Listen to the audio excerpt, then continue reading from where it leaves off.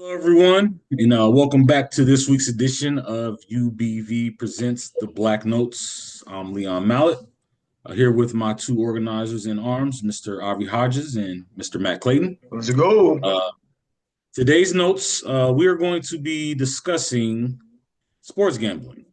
Sports gambling is a very, very big topic going on in the country right now.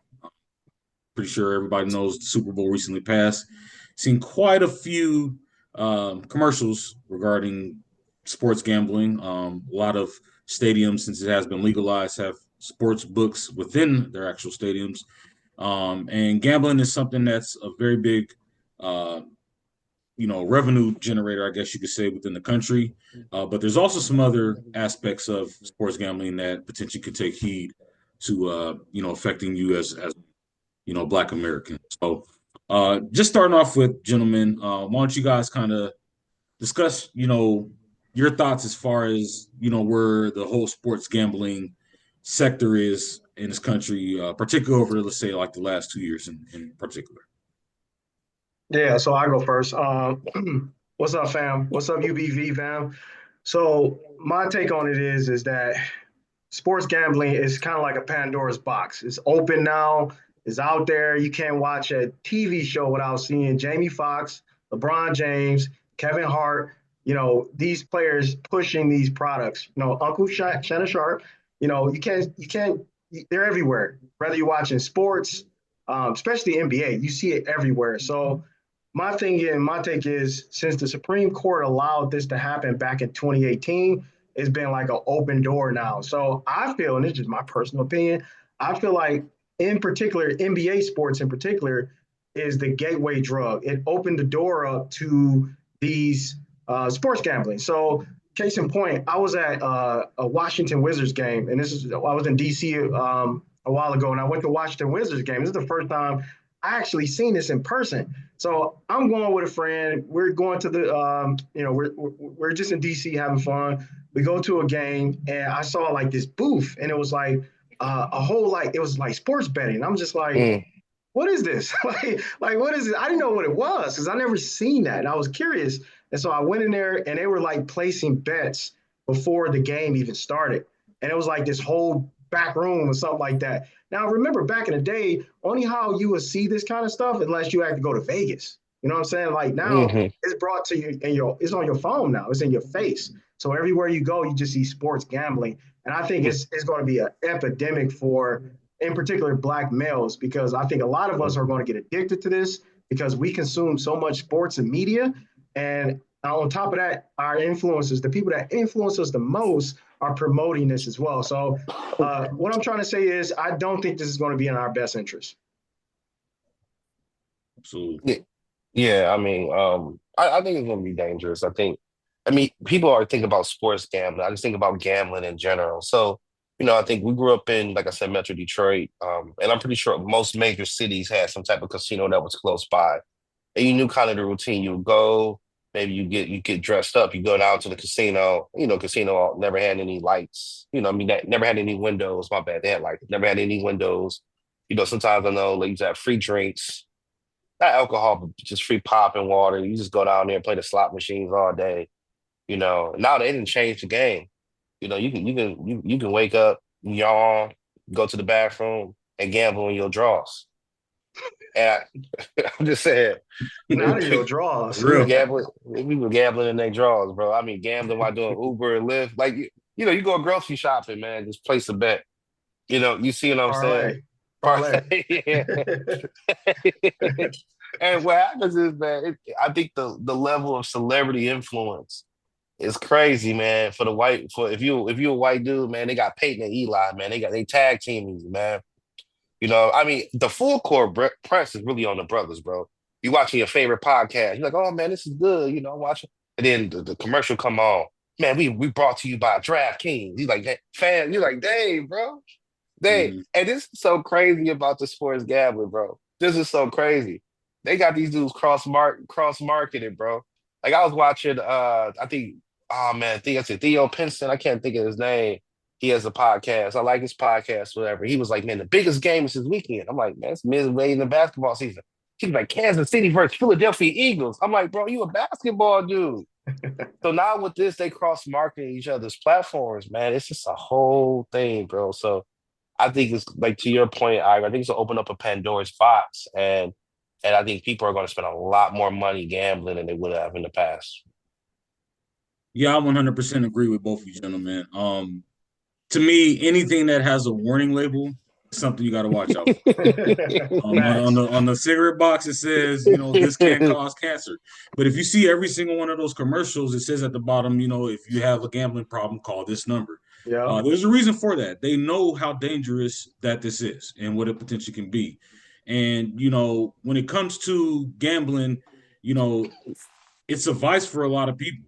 And that's why it's so addictive to a lot of people. And what a lot of people don't understand is there's a reason that casinos and sports books are in business. They're in business because people lose more than they win. Any business where you're paying out more than what you're taking in, you're going to close down. There's a reason these businesses aren't closing down because they're taking in more, quite more than what they are paying out.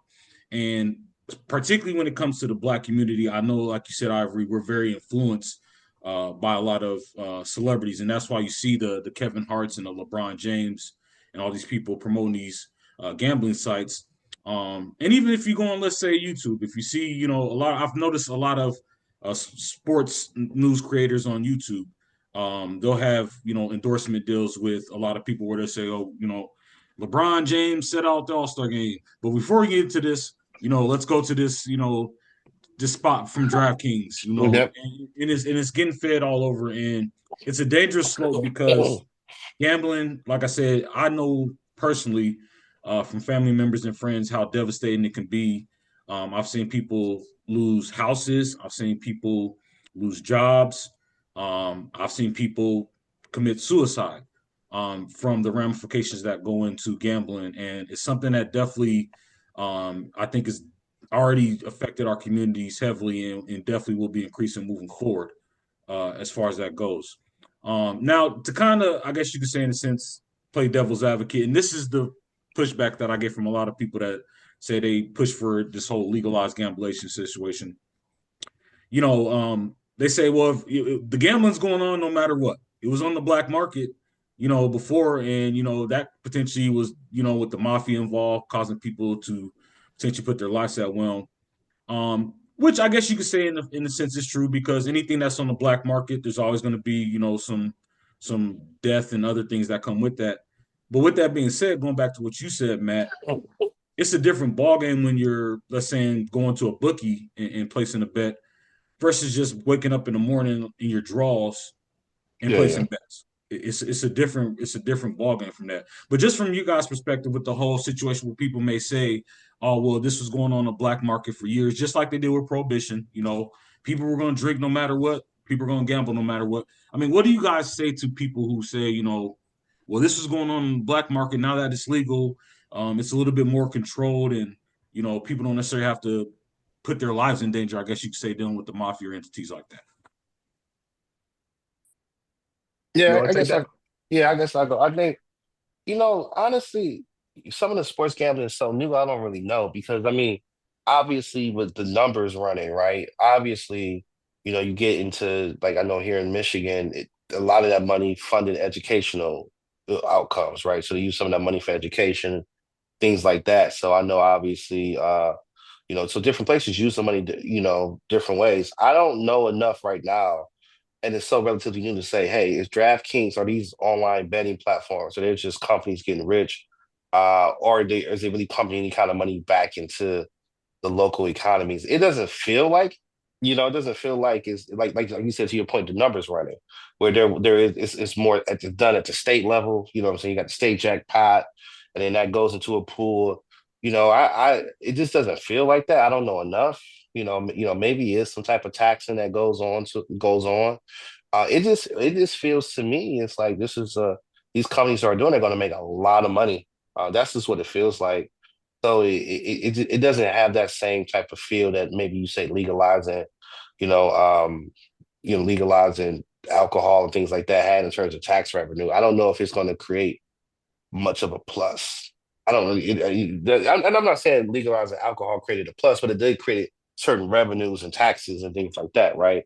I don't know. It just doesn't feel like this is going to create that. It seems more like a money grab. That's just my take. I could be wrong. We can be wrong. Maybe some information I just don't know, but it doesn't feel like there's much of a net positive with this. Well, can I follow up on that? What you meant? Let's just say, for instance, whatever revenue that the state makes on like lottery tickets and all that. Yeah, yeah. Let's just assume that same exact percentage is made off of sports gambling. Do you think that that is enough to justify what comes down the line potentially as far as how it affects people, particularly in our community? No, I would say no.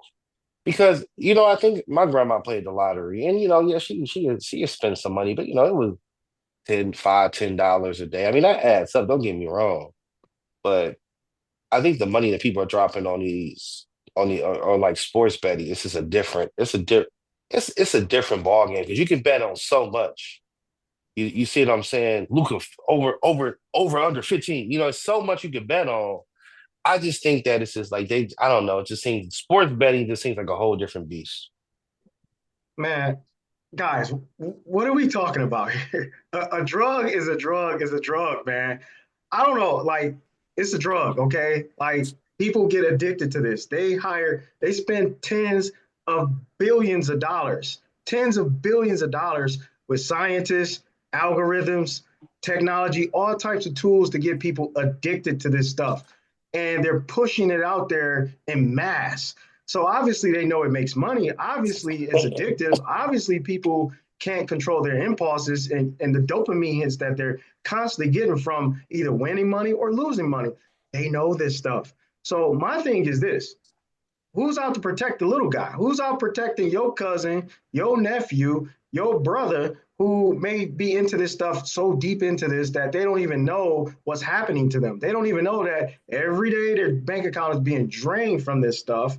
And then they got to go Uber on top of that. And then on top of that, you know what I'm saying? They already, they spend a lot of time on social media. So they're in this virtual world where they don't even know that they're the frog that's in that water, that slowly the heat getting turned up just a little bit at a time before they don't even realize that they're in a full-blown boil session and they're boiling and it's death by 1,000 cuts. And this is just one more thing that's going to unalive a lot of our people because there are no protections. Like the Supreme Court ruling in 2018, that took away this whole thing. So in my personal opinion, like especially the NBA, because I tell you this all the time. Me and Matt, we talk about this all the time. And sometimes I'll talk to you about it, Leon.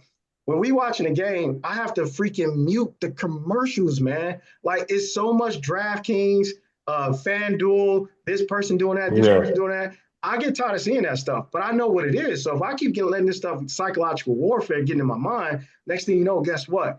I'm over there, I'm parlaying stuff, right? And I'll say this one last thing. I had a quick story for you guys. I was with my family for Thanksgiving, and it was Thanksgiving over the Thanksgiving break, and we were watching the NBA games. And but before we were watching that, I was playing with my nieces and nephews, just having a good time with my family. And I saw one family member. He was off to the side in a little dark corner. All you saw was his screen, his head down like this. And I came over here. I said, "Hey, what's up, brother? I mean, hey, how you been?" "I'm good." And just silent. He didn't really want to talk to me. And then I was like, "Okay, what is he doing?" And it's, "Oh, he watching the game." So I'm thinking like, cool. Most guys, we get together, we watch the game together, we chop it up, we talk about the Lakers and all this other stuff. But he was over there gambling. He was over there gambling. And so I asked him about like, "Hey man, like how does this whole thing work?" And he felt I felt like he worked for DraftKings, man. He literally gave me the game. And so I was just like, "All right, man, like how much money did you win?" He was like, "I ain't win nothing yet, but it's the next time." He talked about the next game. And that's what gets people. It's the next game. It's the next bet. It's the next thing. And guess what? Sports now is 24/7 now. It's 24/7. So people are going to be on these apps all day. And it's kind of like another subscription for them to get caught up in stuff. So I think it's going to be detrimental, bro. Absolutely. And just to kind of go back to what you just said, Ivory, um, coming to that dopamine hit that people get when they gamble. Um, that affects everybody. It's not just the poor person. This is people who are wealthy and have money. Mm-hmm. You guys are obviously both from Detroit. You're Lions fans. You know about Jameson Williams. You know, he literally Mm. cost himself 6 game checks because he couldn't wait to go across the street to place a bet. He got suspended. I believe it was 6 games, if I'm not mistaken, because he betted on basically NFL team's property. And if he would have literally just walked across the street and made that same bet, he would have had nothing to worry about. But that rush and that addiction hit him so hard that he basically put 6 game checks on the line. And I'm not sure how much he makes, but I know he was a first round pick. So he's making at minimum at least $100,000 a game. That's Mm. $600,000 just because he was so addicted and couldn't wait just to go across the street after practice to place a bet. Um, the Porter guy, in I think he plays for Toronto. He is suspended for his career. Oh, Yes, Michael Porter's brother. Yeah. Michael Porter Jr.'s brother. Shouts out to Dante Michael Porter Porter. Yeah, Jr. I think his name. from Yeah. Nathan Hill High School in Seattle, Washington. Shouts out to Michael Porter. But no, his brother was betting on games and he cost himself a career. He cost himself. I don't know how much he was betting, but being an NBA player, I'm pretty sure he whatever he was waging was not going to be more than what he was going to be making if he had, let's say, a 3 to 4 year or possibly even longer NBA career. And that just comes down to addiction, which is a very, very big issue that I don't think a lot of people necessarily look at it from that standpoint. But I'm glad you said that, Ari, because that's something that I think we need to take heed to. And like I said, this is not something that's just going to affect poor Black people. This is something that's literally addicted to millionaires who are already making money. And at the end of the day, those careers are going to end up stopping. But that addiction may potentially keep going. And once that money stops coming in, the revenue drops, and you still have this habit where you're gambling and losing money. That's going to put you in a bad spot moving forward in the future, ultimately, when it comes down to it. So, with that being said, gentlemen, and we'll wrap it up on this. It's legal. It's been cleared. It is what it is. What way do you think that we can approach our community to help? Obviously, we're not going to stop everybody from gambling, but to at least try to eliminate or suppress as much as we can for people in our community regarding this specific situation. I'll go first. First of all, we need to call it for what it is. It's a drug. Let's let people know it's a drug. And the sports that you're watching is the gateway drug. Guys, think about it, man. This ain't rocket science. Remember when you used to go to high school parties or even college parties? Somebody always had, you know what? They had something. They had the plug. You always had the plug, and they would always try to get you to try something. They would say, "Hey, try this right here, man. Try this, try that." And you like, I don't know, man. And then the person that tried that, they got hooked on it, and then next thing you know, you see them, maybe they drugged out or something like that. Like I've seen that happen time and time and time. In my family, some of my homeboys, some of the people I went to college with, we see this stuff happen. So in my personal opinion, when you're watching sports, that's them saying, try FanDuel, try DraftKings, try this, right? And because there's everywhere, it's on every commercial. And by the way, 34 to 40% of the Super Bowl commercials were DraftKings related. It was kind of sports betting related, if you will. So that's 40% of every sports thing that you watch, whether it's football, basketball, whatever. 40% of it is straight ads. They just trying to it's psychological warfare. They're trying to get in your mind and then eventually get in your pocket. So I think we need to call it for what it is. It's a drug. So we need to tell people, hey man, this is the digital drug. And when you're watching sports, you just need to know what it is. This is what it is. It's a drug. When you watch an NBA, I think if you're watching any sports, you should try to mute the ads. Don't watch the ads because that's the biggest you want to try this in history. So I would say mute it, call it for what it is. It's a drug. Secondly, you need to limit your exposure to it. So when you're watching LeBron go up the court, dunk, Luka, and all that, that's cool. But make sure you mute the ads. Do not watch the ads. Don't ingest that stuff. Don't sit there and just, And I think that's a start. But I don't have an answer to everything. Maybe y'all do. Yeah, I mean, I'll say this too. I think in the short term, I don't think as much you really can do because I think what's also going to start coming out of a lot of these conversations is going to be the emergence of the sports gambling millionaire. right? Oh, I'm a sports gambler. I made millions and And millions. millions. So we haven't even talked about that. So I think that's gonna be a big thing. Is like this idea that okay, it's a grift. Like okay, I can get sports gambling. He turned $40 into 300,000. So I think it's actually interesting because if anybody watched Pop the Balloon, it was actually a sports gambler that was on Pop the Balloon who I saw on one of those scammer channels as being called out as a scam. Now, if he's a scam, I have no idea. But the point I'm saying is that you're going to have the rise of the sports gambling grifters. Hey, man, I got the top picks. Choose my picks. So I think before it even gets worse, before it gets better in terms of people calling it out, there's going to be a whole movement around people who feel like, hey, this is the next thing. I did crypto.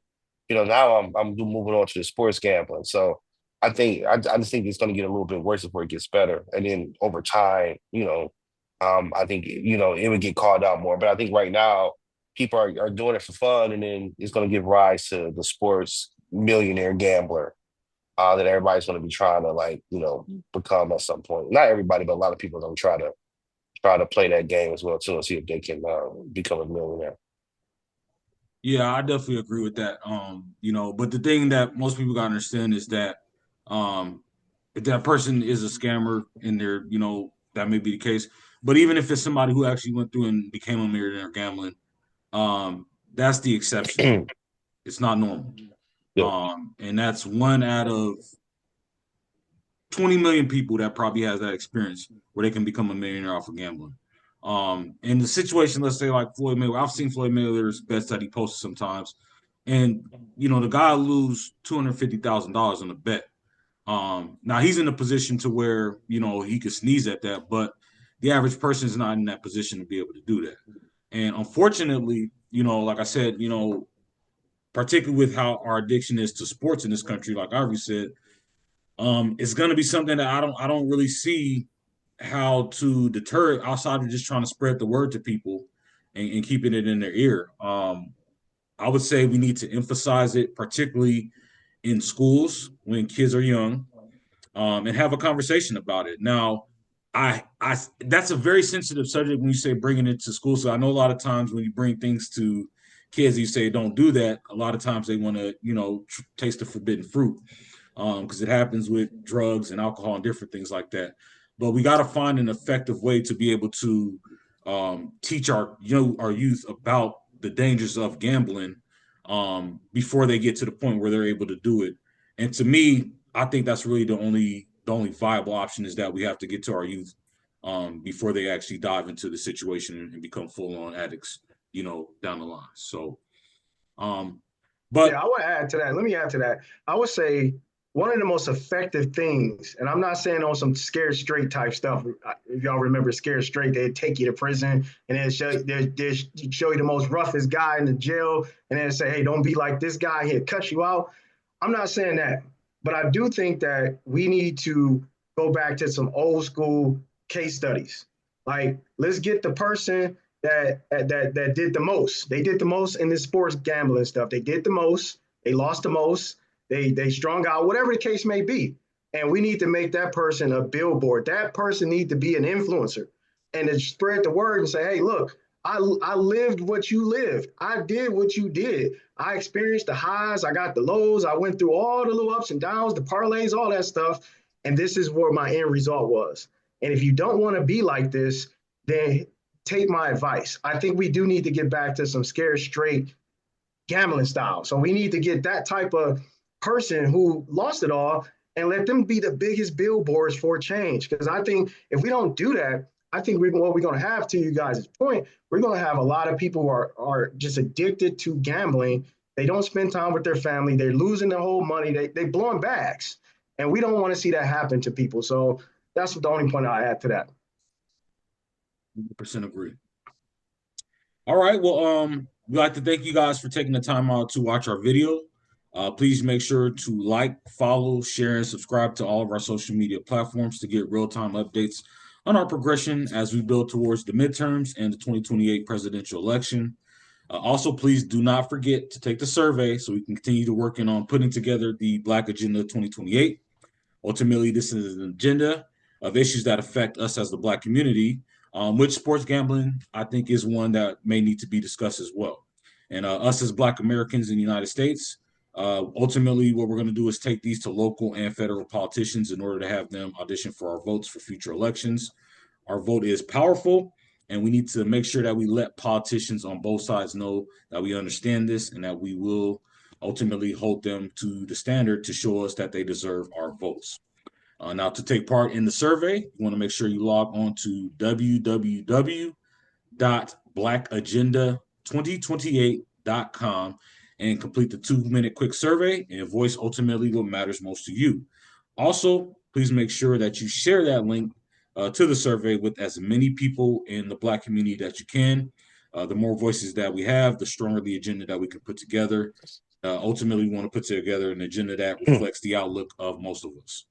Also, do not forget for taking the survey, you're going to automatically be entered into a giveaway for a brand new iPhone 17, just basically stating for what is most important to you as a member of the Black community. So, again, we'd like to thank you for taking the time out to join us today. UVA, we're here to continue to move forward with our message and get some things done in our future to help advance our community. So, for BA 28, we are out. Thank you for joining us. And take care, man.